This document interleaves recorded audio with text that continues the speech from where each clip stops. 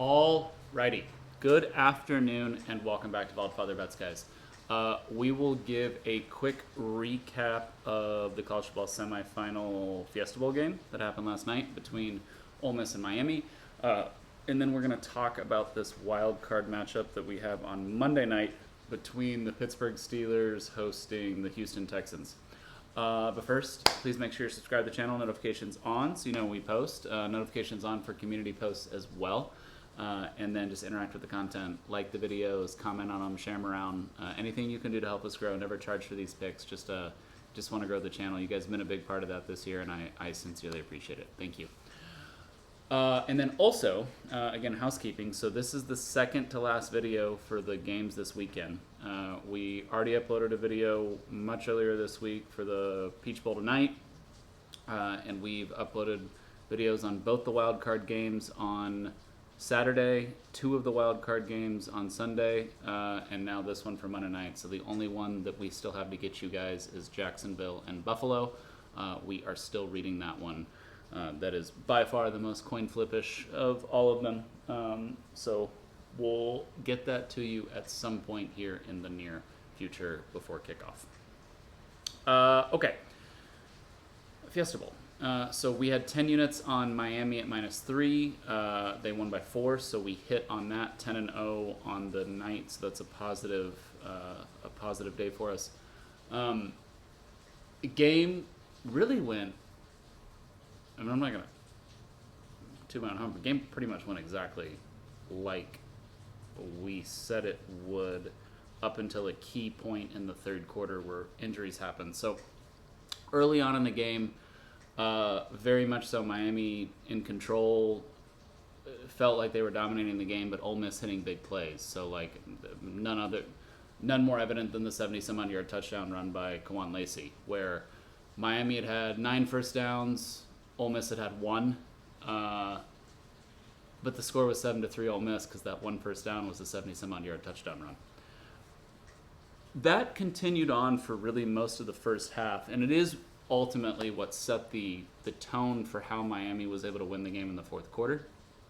But around midway through the third, Miami lost their cornerbacks. And once Miami lost their cornerbacks, they were extremely susceptible through the air. So you saw then the Ole Miss game plan, especially after Lacey was semi-hampered, injured with the hamstring. It essentially changed to a complete pass game plan. But it wasn't just big plays. They could consistently get 8, 9, 10, 12, 15 yards through the air. And there wasn't much that Miami was able to do about it because they couldn't really play them aggressively in coverage because they had lost the corners. Another thing that played into that, and this, I apologize on this one, guys, because I overlooked this in the preview. That was a Big Ten reffing crew last night, and Big Ten reffing crews don't call holding.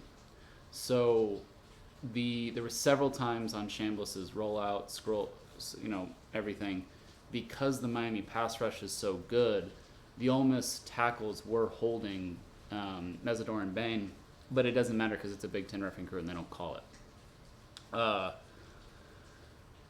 So it really led to a perfect situation for Ole Miss to be able to consistently move the ball through the air and not only rely on the big play offensively through the air. Like they had really whatever they wanted on through the air. But unfortunately for them, and fortunately for us, Miami had established themselves early on with the ground game that by the fourth quarter, Miami on their last drive was running plays like 87, 88, 89, either at 88 or 89 plays last night, and Ole Miss's defense was completely done, especially at the defensive line. They couldn't put forth any more effort at that point. So Miami, while they couldn't do it as fast as Ole Miss, could almost more guaranteedly get the ball down the field. One thing we got massively lucky on, and thank God Miami's defense really couldn't stop them. We needed Ole Miss to get that 2-point conversion, right? because if Ole Miss doesn't get that 2-point conversion, then they're only up by 1 instead of 3. And so when Miami gets down to the goal line, Miami just runs the clock down to 2 seconds, kicks a field goal, wins by 2, and we don't cover. So very, very lucky in terms of Ole Miss getting that 2-point conversion. Sometimes you're cheering for the other team to score based on what the line is that you have. When you have a team, when you're betting on a favorite, and the game gets off of 3 or 7, that can be really nerve-wracking because your team could end up winning by 1 or 2, but you have like -3 or something and you don't cover. Happened to us on the Rams and the Seahawks this year, for example, in the first game that they played. So thank goodness we got the 2-point conversion. And then once we got that 2-point conversion, I was still fairly confident, obviously a little nervous, but I was fairly confident that what Miami had done throughout the game would then lead to a long sustained touchdown drive where they took all the time. I think there's 3:30 left. They took all the time off the clock and ultimately scored a touchdown to win by 4, which is what happened. Wasn't without a little bit of drama late there. Ole Miss, 2 plays, got to the 35-yard line, through to the end zone. In a play which there was pass interference on both sides. It was more than just hand fighting. There was offensive pass interference and there was defensive pass interference. So really, they should have thrown both flags, which would have negated the down, and then Ole Miss would have gotten a retry from the 35-yard line, but they didn't. So Miami wins by 4, and we get the cover. So 10-0 on the evening. One of the best games of the year for sure. One of the best semifinals in recent memory. Probably not as good as these past 2 Sunday Night Football games with like the Seahawks or the Bears and the 49ers and then the Ravens and the Steelers, but still a damn good game. It's hard for a college game to be as good as an NFL game sometimes because the level of play just isn't as high, but it was still very good. Really the only thing there is Shannon Dawson gets an F- for his game plan. So many things on X that were so good. It was like, hey, we could run the ball for 600 yards tonight, but let's call the craziest shit that we have in our playbook. The flea flicker one was just like, you can tell, like it's one of those ones where, well, we practice it, we have it in the game plan, so we're gonna have to. I want to call it, I want to do it, and it's like, no, man, just hand the ball off up the middle. Give Fletcher Jr. literally 55 carries tonight, and stop doing any of the wild shit that you had in this game plan because you just don't need it. Some coaches are really good about that. Some coaches just have this itch that like they have to call it if they had it in the game plan. But anyway, we wound up a winner, so that's really all that matters. Okay, Steelers and Houston Monday night wild card round. This game is probably the second hardest to call out of all of them. So Steelers, we'll start Steelers on offense. So Steelers on offense are getting DK Metcalf back, and I cannot stress how big of a deal that is. Because how do I explain this? Their pass game and their run game is essentially running through DK. What DK is doing to the defense is allowing a lot of what Jaylen Warren has been able to get on the ground. And then what he's doing to the defense is also allowing a lot of the stuff with like Freiermuth and some of the other wide receivers for Pittsburgh to be able to have success. So they're lining him up mainly on the outside, oftentimes to the left. Rodgers tends to like his top wideouts to be to his left side. And he's running one of like 5 routes. He's running a go, he's running a comeback, he's running a slant, he's running a post, and he's running an out. And the back shoulder fade that Rodgers perfected with Devontae Adams, he's starting to really get the timing down with DK. And so it's attracting a lot of the attention on that side of the defense. And you're seeing it open up a lot of the running lanes for Warren, and then you're seeing it open up a lot of the stuff in the flat or in the short middle for Freiermuth. And then on top of that, the Steelers' offensive line has been good enough to give Aaron Rodgers relatively enough time to throw. Now, what they're about to see from the Houston Texans defense is significantly more difficult than a Ravens team that might have cost themselves a Super Bowl chance this year because they had no pass rush. But it's been Steelers have had enough in their pass protection. And really a lot of what this game is going to come down to is, do the Steelers hold up enough at the offensive line that they're able to take advantage of scoring opportunities when they're there, and they're able to not lose the game. So they're able to not have Rodgers under so much pressure that ultimately it leads to turnovers, whether that be fumbles or whether that be interceptions. Now let's flip this. Let's take a look at when Houston has the ball.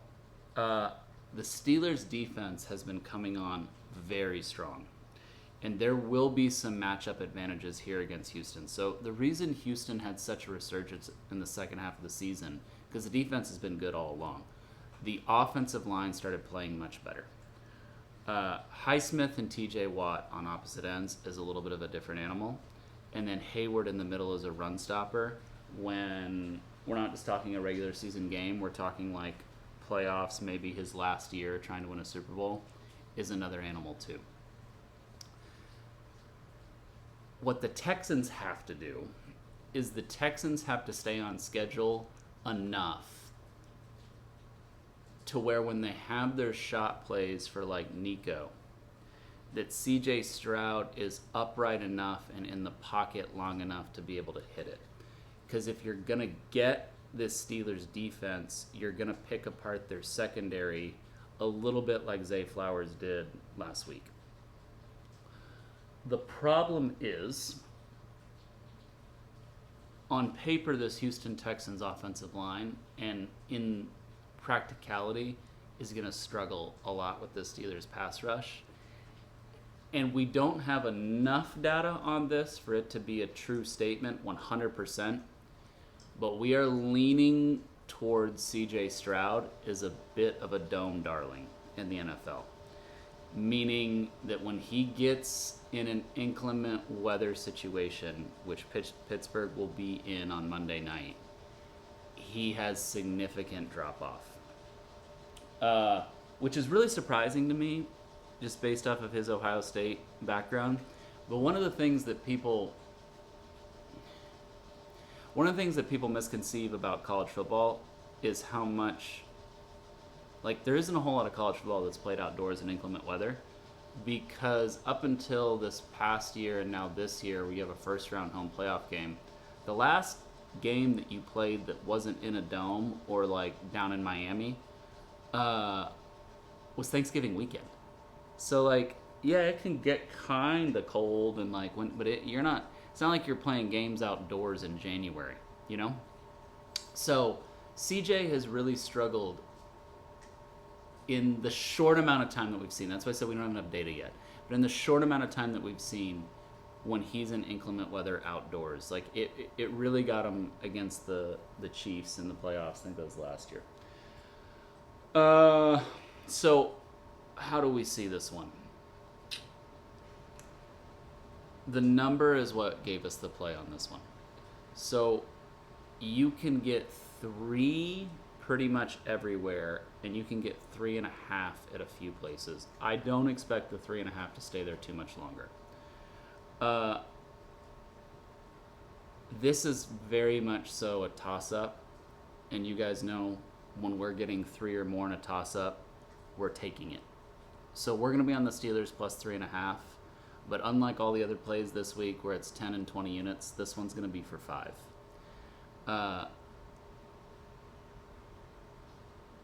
There's a world where this Houston Texans defensive line is so disruptive that the Texans win this game by a touchdown or win this game by two scores. But there's more scenarios where this thing stays within 3 either way. The over-under on this game's at 38.5, and it's coming down. Sharp money's on the under. And anytime we have a total like that, you guys know that I'm almost always on the dog. And when I broke my rule this year, it was when we were on Ohio State against Miami, and we got absolutely slaughtered. So Pittsburgh plus 3.5. We're doing that one for 5 units. I don't love it. I would love no play in this game. I don't. Well, I mean, if we had like Pittsburgh plus 7, I'd like it. But anything that you reasonably can get, I wouldn't like it. Do not go under Pittsburgh plus 3. There hasn't been a 2.5 yet, but I could see some 2.5s ultimately coming on this one. And if you watch this video late and for some reason 3s aren't available anymore or anything, if you have to have a play on it, then drop the unit amount to whatever you're comfortable with. But I wouldn't come under Pittsburgh plus 3. I would not do plus 2.5 on this. That's not the right number.